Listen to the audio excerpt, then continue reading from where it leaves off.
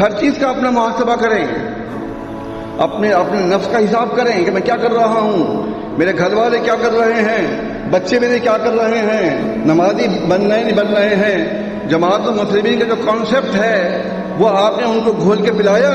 کبھی بیٹھ کے بات کرتے ہیں کہ جماعت المسلمین کیا چیز ہے؟ جو سارے کلمہ پڑھتے دکھائی دیتے ہیں باہر، داڑیاں بھی ہیں، پاجامہ بھی اوپر ہے، پٹھے بال بھی رکھے ہوئے ہیں، کیا چیز ان کے سامنے دکھائی نہیں دیتی آپ کو؟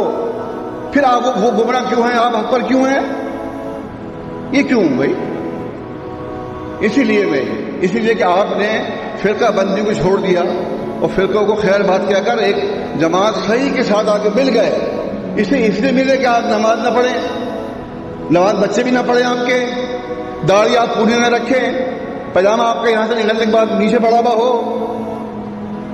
ایسے تھوڑی نجات ہوتی ہے اللہ کے یہاں، ایسے نجات نہیں ہوتی۔ نجات کے لیے جن باتوں کا حکم دیا ہے اللہ کے نبی صلی اللہ علیہ وسلم نے وہ آپ کو بجا لانا پڑے گا، ورنہ آپ گناہ گار ہوں گے اور اللہ کے یہاں پکڑے جائیں گے۔ هي الحلقات تحفظني بآيات من القرآن، هي الحلقات تملأني بحب المصطفى العدنان، هي الحلقات تحفظني